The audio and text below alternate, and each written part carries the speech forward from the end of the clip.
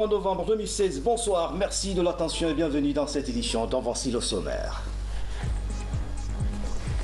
Nouvelle approche de lutte contre le diabète au centre de la réflexion des scientifiques réunis à Conakry. Les acteurs de la santé cherchent les moyens de limiter la progression de cette maladie. Enrôlement biométrique des étudiants des institutions publiques. L'opération est lancée depuis un mois. Chaque étudiant doit se faire enregistrer, sinon il ne sera pas compté dans les effectifs. Sport, handball, la 22e édition de la Coupe d'Afrique des Nations Senior Dames s'ouvre le 28 novembre en Angola. 8 équipes sont à l'affiche, dont la Guinée. Encore une fois, bonsoir, merci de l'attention. Direction Malabo, en Guinée équatoriale, avec la tenue ce mercredi des travaux du sommet Monde Arabe-Afrique. Les débats portent sur le développement durable et la coopération économique. Le président de la République, professeur Alpha Condé, participe activement à ce sommet. À marge des travaux, le chef de l'État a reçu en audience le numéro 1 du Fonds cohésien, Sanassi Keita, envoyé spécial. Après ces assises de Malabo entre le monde arabe et l'Afrique axées sur le développement durable et la coopération économique, le chef de l'État rencontre le vice-premier ministre du Koweït, président exécutif du Fonds cohésien. L'objectif étant de renforcer l'axe Conakry-Koweït City. Monsieur le Président de la République a eu l'honneur de rencontrer l'émir bien avant. Il a eu encore l'honneur de rencontrer le vice-premier ministre, le président exécutif du Fonds cohésien. Et il a échangé avec ce dernier. Et aujourd'hui, nous sommes très soulagés. Nous pensons que nos relations bilatérales avec ce pays ami sont en bonne voie et que ce pays a exprimé sa disponibilité d'accompagner la Guinée et surtout pour le financement de nos infrastructures. L'organisation très prochaine d'un forum des investisseurs cohésiens et guinéens a été également évoquée au cours de cette rencontre entre le président de la République et le président exécutif du Fonds cohésien. Une manière surtout de renforcer davantage l'axe Conakry-Koweït City. Ici à Conakry, le président de l'Assemblée nationale s'est entretenu avec la mission du Fonds de consolidation de la paix. Les discussions ont porté sur la présentation de la revue à mi-parcours des actions réalisées par cette organisation depuis son lancement en Guinée. Le résumé de cette rencontre avec Robert Sidi-Tomno, Yaya Silla. Depuis plus de 5 ans, la Guinée a adhéré au Fonds de consolidation de la paix des Nations Unies. Cet engagement connaît quelques avancées, non des moindres. D'où cette visite d'évaluation conduite par les représentants permanents de la Guinée, du Japon et du Burkina Faso auprès des Nations Unies. La délégation a conféré successivement avec le bureau de l'Assemblée nationale et le Conseil économique et social. Les entretiens ont permis de jauger le niveau de processus de réconciliation amorcé en Guinée. Vous savez, la Guinée a été inscrite à l'agenda à sa propre demande en 2011. 3 domaines prioritaires ont été retenus. Premièrement, la réforme du secteur de la sécurité. Deuxièmement, la promotion de la réconciliation et de l'unité nationale. Et enfin, la promotion de l'emploi des jeunes et des femmes. Donc, depuis 5 ans, nous avons évolué, il y a eu des progrès, mais des défis demeurent. C'est pourquoi récemment, le Conseil de sécurité et l'Assemblée générale des Nations unies ont adopté une résolution conjointe demandant de revoir, d'entreprendre une revue de l'engagement de tous les pays qui sont inscrits à l'agenda de la Commission de consolidation de la paix, dont la Guinée. À l'Assemblée nationale, tout comme au Conseil économique et social, l'engagement des Nations unies pour la promotion de la paix rassure. Cet élan ambitionné par la Guinée pourrait sans doute aboutir avec la prise en compte des recommandations qui s'imposent. C'est une occasion de laquelle nous avons profité pour exposer tous les problèmes que nous avons au niveau de l'Assemblée qui se bat, comme, n'est-ce pas, les autres institutions du pays, pour la consolidation de la paix dans notre pays. J'ai fait des propositions concrètes au niveau des points qui n'ont pas encore été abordés avec le fonds de consolidation au niveau de l'Assemblée. C'est par exemple, n'est-ce pas, les dispositions à prendre pour renforcer les capacités des jeunes. Grâce au fonds de solidarité, nous nous sommes vraiment occupés des femmes parlementaires, mais nous avons encore beaucoup de jeunes parlementaires qui n'ont pas été, n'est-ce pas, bénéficiaires de cet appui-là. Et nous avons plaidé pour que cela continue. Si dans le cadre de la réconciliation, un premier rapport, comme j'ai eu à vous le dire tout à l'heure, a pu être déposé au mois de juin 2016 par la Commission provisoire de réflexion sur la réconciliation nationale, les conclusions et recommandations de ce rapport méritent d'être mises en œuvre, notamment le dialogue permanent entre l'État, les acteurs politiques et la société civile. À marge de l'entretien, la délégation a échangé avec le réseau des femmes parlementaires et la commission de défense et de sécurité. Une réunion scientifique sur les maladies non transmissibles, notamment le diabète, se tient à Conakry. Durant 3 jours, les acteurs de la santé, les partenaires au développement échangent sur les nouvelles approches de lutte contre le diabète qui constitue aujourd'hui l'une des principales causes de mortalité dans le monde. Ça, Amara Tolno suit ses travaux. Selon l'Organisation mondiale de la santé OMS, le diabète est l'une des maladies non transmissibles dont le taux de prévalence reste encore élevé. Elle touche 382 millions de personnes dans le monde avec 5,1 millions de décès chaque année. Pour lutter contre cette maladie, les acteurs de la santé d'Afrique et du monde, partenaires techniques et financiers et représentants de la société civile se retrouvent.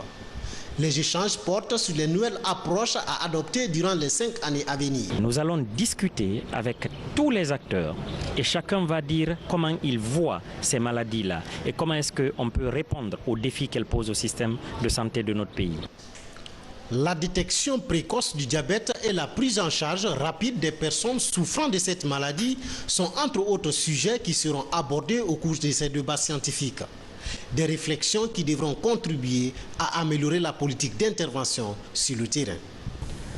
Le gouvernement de la République de Guinée ne ménagera aucun effort pour l'application rigoureuse des recommandations formulées durant cette réunion de haut niveau. Pour ma part, je m'engage à assurer le leadership au nom du gouvernement et suivre avec toute l'attention requise les interventions au titre de la lutte contre les maladies non transmissibles et leurs facteurs de risque principaux que sont le tabac, l'usage nocif de l'alcool, l'inactivité physique et l'alimentation malsaine. Les résultats issus de cette rencontre devront permettre aux pays à revenus faibles, notamment ceux d'Afrique, à mieux contrôler cette maladie. L'ambition est de prendre en charge plus de 20 000 personnes atteintes de diabète d'ici à l'an 2020. Santé encore, le Comité national de lutte contre le sida a tenu ce mercredi à Conakry sa 8e assemblée générale sous le thème « Rendre accessible les services du VIH à tous ». Cette rencontre a mobilisé tous les acteurs impliqués dans la lutte contre le sida. Hadi Kamara nous fait le point. Accessible les services VIH à tous, c'est le thème de cette 8e Assemblée générale du CNLS. L'année 2015 a été marquée par la mobilisation et l'implication significative des partenaires et acteurs de la riposte au VIH-Sida en Guinée. Au compte de la mobilisation des ressources, la lutte contre le sida, au plus de l'augmentation substantielle de l'apport du gouvernement, a bénéficié d'une subvention de près de 60 millions de dollars américains octroyés par le Fonds mondial de lutte contre le sida, la tuberculose et le paludisme. Ici, les participants se sont penchés sur la qualité des offres de services, le dépistage, la prise en charge médicale, le suivi biologique et psychosocial des personnes vivant avec le VIH-Sida. La mise en œuvre du programme conjoint des Nations Unies sur le VIH, articulé autour de la réalisation des résultats suivants. 1. La réduction de la transmission du VIH et des infections sexuellement transmissibles. 2. Le renforcement de la mise en charge, de la prise en charge médicale, du soutien et de l'appui des personnes infectées et affectées. 3. Le respect et la mise en application des 3 principes et le renforcement des capacités nationales en matière de leadership, gouvernance et coordination. Pour les acteurs, le combat contre le VIH-Sida n'est pas fini. Sur ce, le gouvernement entend multiplier les efforts et les initiatives concernant le traitement antirétroviral à travers l'installation des machines CD4 à charge virale. En dépit des avancées significatives enregistrées en 2015, Nous devons donc redoubler d'efforts pour assurer les services de qualité en vue de dépister un grand nombre de personnes, d'offrir le traitement antirétroviral aux personnes vivant avec le VIH et leur assurer un meilleur suivi biologique. Selon certains intervenants, l'ensemble des partenaires techniques et financiers et le gouvernement, sous la férule du professeur Alpha Condé, mettent tout en œuvre en faveur d'une Guinée débarrassée du VIH-Sida. Dans l'actualité encore, renforcement de l'effectif de la police, le ministère de la Sécurité lance un appel à candidature pour le recrutement de 631 nouveaux agents de sécurité. La fin du dépôt des dossiers est fixée le 24 novembre 2016. Le reportage est signé de Maurice Sidibi. La compagnie mobile d'intervention et de sécurité de Cameroun ne désemplit pas. Chaque jour, ils sont des centaines de candidats à venir déposer leur dossier au compte du recrutement de 631 nouveaux agents de police. 100 places disponibles pour les officiers inspecteurs et 531 pour la protection civile. Cette politique vise à rajeunir et à féminiser la police guinéenne. En application des statuts spéciaux de la police et de la protection civile, les attributions dans le cadre de recrutement nous reviennent dorénavant. Il y a le besoin en matière de la sécurité routière, il y a le besoin en matière de police judiciaire, il y a le besoin en matière de renseignement intérieur. Tous ces besoins-là, aujourd'hui, ont pour dénominateur commun la féminisation et le rajeunissement. À ce recrutement, les autorités du ministère de la Sécurité entendent imprimer une nouvelle dynamique basée sur des critères bien précis. Seuls les diplômes de maîtrise, des licences et du baccalauréat sont pris en compte. Déjà, une commission mixte de la sécurité et de la fonction publique a été mise en place pour appliquer la mesure. Aujourd'hui, nous voyons tout cet engouement, mais nous devons lancer déjà un appel pour dire à tous ceux qui seront candidats, il faudra être apte, il faudra avoir toutes les qualifications requises pour être maintenant fonctionnaire de la police. Il y a des critères pour maintenant être engagé. Il faudra avoir le niveau. Pour être agent, il faudra avoir le baccalauréat. Et pour être inspecteur ou commissaire de police, il faudra avoir la licence ou la maîtrise. Il ne s'agit plus de dire être au niveau du bac, parce que souvent c'est la confusion qui se fait. Les gens disent oui, j'ai été candidat au bac, mais il faudra témoigner cela par un diplôme qui sera présenté. Après la vérification des dossiers, la commission va s'atteler au texte de santé pour détecter les plus valides et procéder à l'évaluation de niveau des postulants. L'autre temps fort de cette édition, le ministre de l'Enseignement supérieur affiche sa détermination à rendre propre les institutions relevant de son ressort. C'est dans ce contexte que se poursuivent les opérations d'enrôlement biométrique des étudiants. Chaque étudiant doit se faire enregistrer, sinon il ne sera pas compté dans les effectifs. Le ministre Yero Baldé s'est rendu à l'université générale Lansana Conté de Sonfonia pour évaluer le niveau d'évolution des travaux. Francis Colli, reportage. La maîtrise des effectifs au sein des universités passe par la numérisation des données. Depuis quelques mois, l'opération de recensement biométrique des étudiants au niveau des institutions d'enseignement public est lancée. Les universités Gamal Abdel Nasser de Conakry et Général Lansana Conté de Sonfonia sont les premières touchées. Les étudiants ont tout un processus à observer. Nous avons 20 postes opérationnels, donc nous avons une capacité d'enrôlement de 2000 étudiants le jour. Un étudiant qui vient en face de nous, on ne le connaît pas, on lui demande son PV bac, son profil et sa session.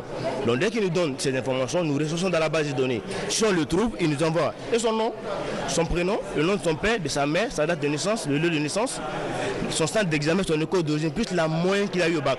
Donc si ces informations sont cohérentes avec les informations sur papier qu'il a, on l'enrôle. Aujourd'hui, le temps est compté. Les étudiants s'activent à se faire recenser au plus vite. Les autorités, elles aussi, sont déterminées à parachever le processus de réforme engagé dans le secteur éducatif guinéen. On dépense assez d'argent dans le secteur, surtout en subventions et transferts, mais sans la maîtrise des effectifs, nous ne savons pas où effectivement vont ces fonds.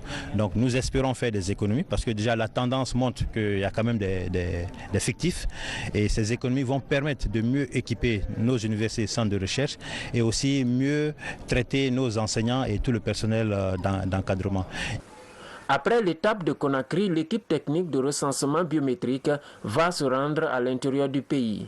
L'enjeu est de cerner l'effectif réel des étudiants entretenus par l'État. Développement communautaire, la CBG, la compagnie des bauxites de Guinée débloque plus de 600 000 $ pour financer la construction des infrastructures dans la région de Bokeh. À ce jour, de nombreux édifices scolaires ont été réalisés. Tierno, Younoussaba a visité certaines infrastructures. Son constat. Dans leur nouvelle salle de classe, les élèves du district de Songolon dans la sous-préfecture de Kolaboui découvrent un environnement d'études loin de celui qu'ils ont connu jusque-là. Les anciennes salles de classe de l'école sont délabrées. En face d'elles, les 3 nouvelles salles de classe qui accueillent les 4 groupes pédagogiques viennent d'être construites par la compagnie des bauxites de Guinée. Un investissement de la CBG qui intervient au bon moment pour soutenir l'éducation dans cette zone rurale et qui donne un souffle nouveau à la scolarisation des enfants. Dans l'encadrement des enfants, ça a apporté un plus. Parce qu'avant, lorsqu'on vivait dans un nouveau lieu dans cet ancien bâtiment-là, on rencontrait assez de difficultés. Mais aujourd'hui, les difficultés, grâce à la CBG, à la construction de ce bâtiment, vraiment, nous sommes parvenus à corriger beaucoup de défaillances. Il n'y a plus de scolarité cette année, surtout cette année. Cette année, j'ai recruté, n'est-ce pas, 100 élèves en première année, dont 67 filles. Mais la CBG, ce qu'il nous fait actuellement, vraiment, on est content de ça. Vous voyez aujourd'hui l'école que vous voyez comme ça, là. Il y a des enfants, les petites même, qui n'ont même pas l'âge de rentrer à l'école. Ils se mobilisent pour venir, parce qu'ils sont la curiosité pour l'école. Les travaux de construction de cette école ont duré 3 mois environ, à l'image de celle de Salifouya dans Kamsar. 4 salles de classe y ont été aussi bâties par la CBG, à la grande satisfaction des parents d'élèves qui en avaient exprimé le besoin. Au moment où nous parlons, on a plus de 300 effectifs dans les 6 classes, 6 salles de classe. L'investissement dans le secteur de l'éducation est un des volets de l'engagement de la CBG aux côtés des communautés riveraines des sites d'exploitation de la bauxite. 2016 marque un tournant dans son rapprochement avec les communautés. Plus de ressources financières sont désormais dédiées aux projets communautaires. Avant 2016, CBG déboursait 500 000 $ en faveur des communautés riveraines de nos activités pour les appuyer dans le cadre de leur développement. Mais depuis 2016, ce montant a été rehaussé à 600 000 $. Tiré du programme de développement local de la commune, le choix des localités bénéficiaires des différents projets est réservé aux responsables locaux. Une stratégie qui permet d'effectuer des financements en adéquation avec les besoins des populations. C'est un reportage signé de Tierno Ousmane Diallo. L'autonomisation des femmes en milieu rural, la question préoccupe l'Office national de formation et de perfectionnement professionnel. L'ONFPP vient de former 150 femmes de la MUFA de Kissidougou en saponification. La démarche vise à aider les bénéficiaires à se prendre en charge. Moussa Komara, reportage. L'autonomisation des femmes revêt d'une importance capitale dans la lutte contre la faim et la pauvreté. L'Office national de formation et de perfectionnement professionnel affûte ses armes pour mieux organiser et donner des compétences professionnelles aux femmes en milieu rural et périurbain. Ici, à Kissidougou, ces 150 femmes de la MUFA sont formées en technique de saponification, un métier qui va leur permettre de se prendre en charge et d'apporter leur contribution dans l'essor économique du pays. Cette formation qui a été axée essentiellement sur le thème technique de la saponification du 11 au 20 novembre 2016 à travers les variantes savon kabakoudou, omo, diama, savon de toilette et shampoing, a efficacement amélioré nos connaissances et contribué au renforcement de capacités de nos mutualistes. Et cela grâce à la qualité des formateurs qui ont livré une très bonne prestation. L'initiative s'inscrit dans le programme d'autonomisation des femmes par la formation et l'apprentissage qui pourrait toucher 15 300 femmes d'ici fin 2018. L'idée est d'aider les femmes à sortir du cercle vicieux de la pauvreté en ayant à la main une profession. À l'heure du bilan, 4 400 femmes sont impactées à travers le pays. Les prochaines phases de ce programme consisteront essentiellement à inculquer à ces femmes des notions de gestion qui vont leur permettre de ne pas gaspiller les acquis de la formation et de bien utiliser les fonds qui seront mis à leur disposition, notamment par les MUFA ou d'autres institutions de microcrédit. Au niveau des autorités locales de Kissidougou, l'on se félicite de cette approche innovante. C'est une joie d'abord, ces femmes seront occupées à faire quelque chose. Vous connaissez mieux que moi que la loisibilité amène à beaucoup de problèmes. Mais lorsqu'on est occupé, on n'a pas le temps, on occupe le corps et l'esprit à faire quelque chose et surtout quelque chose qui doit vous rapporter un revenu. C'est déjà important. Les matériels qui ont servi à la formation de ces femmes leur sont offerts par le concepteur du projet. Les jours à venir, elles seront dotées d'autres compétences pour qu'elles puissent mieux gérer leurs revenus. En plus bref, en images, 5 quartiers de la ville de Bokeh viennent de bénéficier du projet filets sociaux. Vous le voyez donc en image, plus de 150 personnes seront utilisées dans les micro-projets qui pourront générer des revenus pour les habitants. C'est une action du gouvernement guinéen appuyée par la Banque mondiale. Et puis l'association pour le développement de la préfecture de Mandiana est en tournée dans les différentes sous-préfectures sous la direction du nommant Prince Condé. Les jeunes véhiculent des messages de paix et de développement. Dans l'actualité encore, échange d'expériences des pays musulmans dans la lutte contre les mutilations génitales féminines et la promotion de la planification familiale. C'est à la faveur d'un atelier de restitution qui se tient à Conakry. Cette rencontre regroupe les leaders religieux, les femmes leaders, les parlementaires et les professionnels des médias. Fatima Touyalo. La Guinée change d'approche dans la lutte contre les mutilations génitales féminines, la mortalité maternelle et infanto-juvénile. Désormais, les leaders religieux, parlementaires et professionnels des médias sont encouragés à animer des séances d'information et de sensibilisation. La stratégie, appuyée par le Fonds des Nations Unies pour la population, est inspirée de certains pays musulmans. La lecture croisée des expériences observées dans ces pays, en Indonésie, en Égypte et en Tunisie, devra créer les conditions d'un changement de comportement favorable à faire avancer l'implication des religieux dans les programmes de réduction de la mortalité maternelle et néonatale en Guinée. Nous avons relevé qu'il n'y a pas de contradiction fondamentale entre la pratique de l'islam, les principes de l'islam, les préceptes de l'islam, la santé de la reproduction, les mutilations génitales et la planification familiale. Donc ces expériences-là, cet atelier consiste à les partager, à partager des bonnes pratiques et les leçons apprises pour que ici, nos religieux, nos femmes à la base, nos communautés comprennent que les mutilations génitales sont néfastes pour les femmes et que la planification est le chemin, est une clé, une des clés les plus importantes pour la capture du dividende démographique. En Guinée, le taux de planification familiale est à 7%. Cette journée de partage d'expériences participe à diminuer le taux de mutilation génitale féminine et accroître la planification familiale. Le planning familial, qui est l'espacement des naissances, est bien autorisé en islam.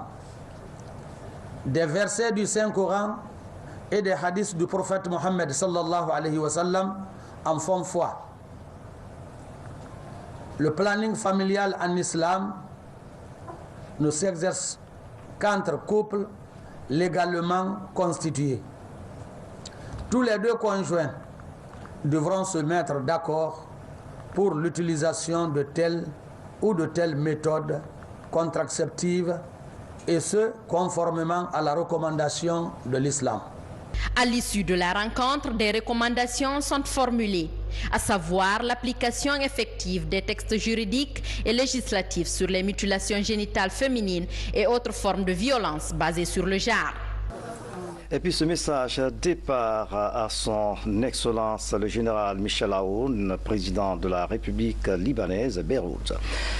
Son Excellence, Monsieur le Président, la célébration du 73e anniversaire de l'accession de votre pays à la souveraineté nationale m'offre l'occasion d'adresser au peuple, au gouvernement libanais et à vous personnellement mes sincères félicitations ainsi que celles du peuple et du gouvernement guinéen. Ainsi, je voudrais saisir cette heureuse opportunité pour renouveler ma ferme détermination à œuvrer de concert avec vous au raffermissement et à la consolidation des liens d'amitié et de coopération déjà existants entre la République libanaise et la République de Guinée. En vous réitérant mes vœux de santé, de bonheur et de succès, je vous prie de croire, Excellence, Monsieur le Président, en l'assurance de ma très haute considération, signé Professeur Alpha Condé, Président de la République, chef de l'État. Le 73e anniversaire de l'indépendance du Liban a été donc célébré à Conakry. La cérémonie a mobilisé ressortissants, membres du gouvernement, diplomates accrédités en Guinée et amis du peuple libanais dans un réceptif hôtelier de la place. Voici le reportage de Mohamed Kamara. 1943-2016. Depuis 73 ans, le Liban mène sa vie diplomatique dans la souveraineté et la concorde. Comme dans tous les pays amis, l'événement mobilise chaque année le personnel diplomatique du pays du Cèdre, autres diplomates accrédités et la partie guinéenne. Des retrouvailles festives en valeur d'intégration et de confiance entre la Guinée et le Liban. Au nom du général Michel Aoun, au nom de mon gouvernement, je remercie encore une fois le président Alpha Condé, chef de l'État, président de la République, et son gouvernement pour tout ce qu'il fait pour le peuple de Guinée et pour les Libanais qui sont en Guinée, dont une partie est devenue guinéenne, pour résister, pour vivre ensemble, dans le pire et dans le bien, dans le mal et dans le bien, dans les années difficiles et dans les années de joie et de bonheur et de progrès. Et quoi qu'on dise, on ne peut pas remercier assez suffisamment le peuple de Guinée pour leur support. En 2017, la Guinée sera capitale mondiale du livre, un événement majeur qui rime avec la candidature du Liban au poste du secrétariat général de l'UNESCO pour la même année. Au nom de son Excellence, professeur Alpha Condé, président de la République, chef de l'État, du peuple et du gouvernement guinéen, d'adresser les vives et chaleureuses félicitations au peuple ami du Liban, à son gouvernement et singulièrement au général Michel Aoun, président de la République libanaise.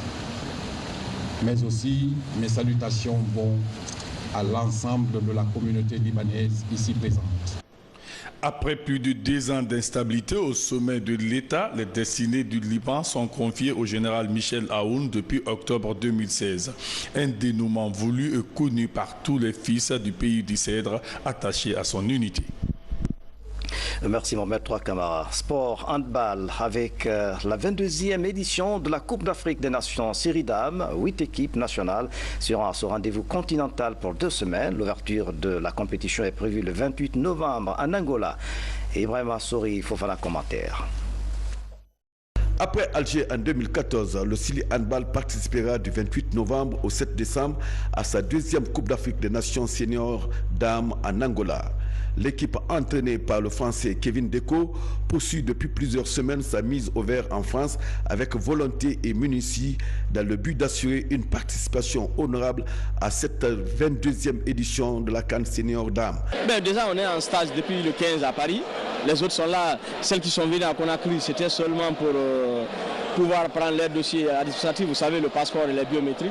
Donc on a pris toutes les dispositions. Dès qu'elles sont arrivées le matin, ils ont pris le passeport. Donc ce soir, elles seront dans l'avion. Et demain matin, ils vont continuer le stage. On a 2 matchs amicaux qui sont prévus à Paris avant de s'envoler le samedi matin pour Luanda. L'équipe n'était pas complète aujourd'hui. Donc il y a d'autres filles encore qui vont participer à cette CAN. Et puis on souhaite et on aimerait en tout cas mettre toute notre motivation pour arriver au quart de finale. La Guinée évoluera dans la poule B en compagnie de la Tunisie, du Congo et de l'Algérie.